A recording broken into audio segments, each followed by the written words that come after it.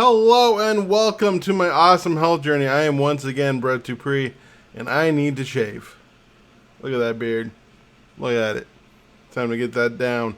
Anyway, today I am talking about getting stuck in a paradox. Having two opposing ideas and working with them because of the situation I am in now, which is weird when I think about it, especially since I can really trigger my old eating disorders. What I'm talking about is the fact that I'm doing intuitive eating and I'm reading like a lot of podcasts I listen to talk about health at any size. And the idea is like weight isn't a indicator of how healthy you are. In fact, we as a society, especially Western society, put too much emphasis on weight for various reasons. Some of them racism, of course. One thing I've learned in life is that if something sucks in society, if you look far back enough, there's racism for the reason for that thing to exist. And so, basically, the idea of health at any size, that my weight doesn't equal bad health. And what's more important than my weight are my habits, the exercising, the eating right. However, at the same time, I don't want to be over 400 pounds, period. And so I'm going to a weight loss clinic and I'm taking Ozempic. And even though, yes, I am diabetic and I want to get my blood sugars down, one of my main goals of taking Ozempic is to aid in weight loss. And one thing that's really important in this weight loss journey with Ozempic is eating enough protein. And I notice that my eating habits could equal to my old low carb days of when I used to listen to the Live in La Vida Live in La Vida low carb podcast before I stopped listening to him because he was an anti-vaxxer. So many anti-vaxxers in wellness. Or Mark Sisson, or that Wolf guy who loves avocado so much, and other conspiracy theories. That many of them are anti-Semitic. Anyway, but I could see it because one thing that she's preaching to me is eating a lot of protein, eating 100 grams of protein a day and 125 when I'm working out. And so I'm trying to figure out how the best to do that to fit in the protein. I started buying Monster Milk. And I read somewhere that like you can only take like 30 to 40 grams of protein per meal. And it takes like an hour to process. So I'm trying to think of like when should I have this said protein. Plus, even though I do want to lose the weight, I also don't want to lose it super fast because that brings up a whole other issues. Number one, malnutrition. I need to make sure I eat. And apparently Ozempic, when I get on the full dose, which starts next week, there's a chance that I could be not hungry, which is a weird concept.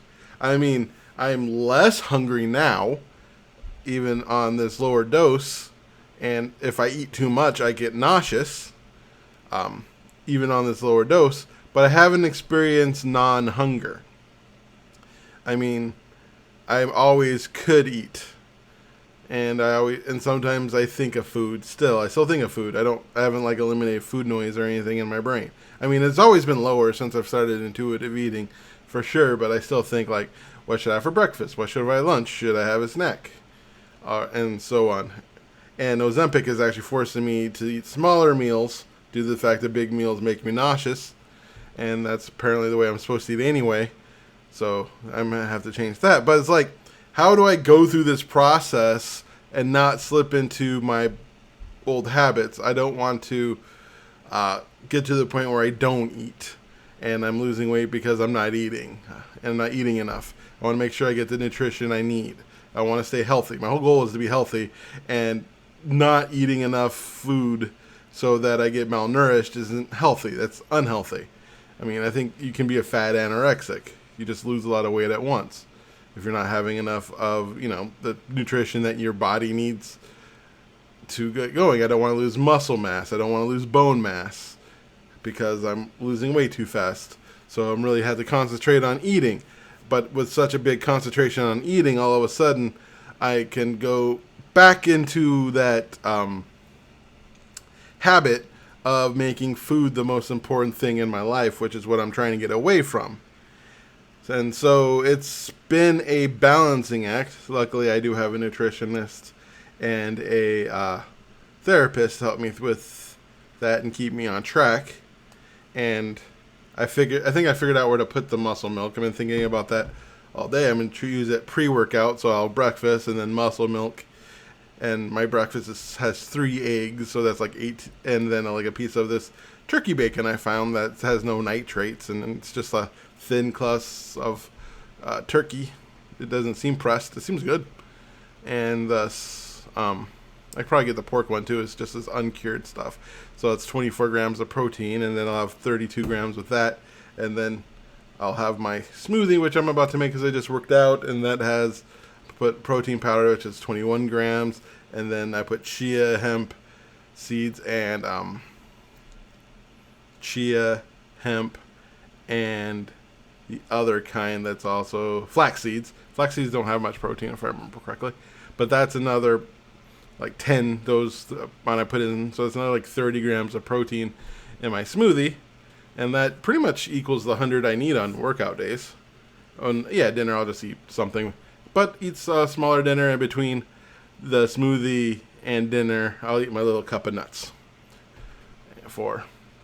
to help me with blood pressure, and plus nuts is a good healthy snack and healthy fats and all that fun stuff, healthy nutrition, and hopefully that, and also making sure I eat fruits and veg because in my morning eggs I add peppers and spinach to get some veg in.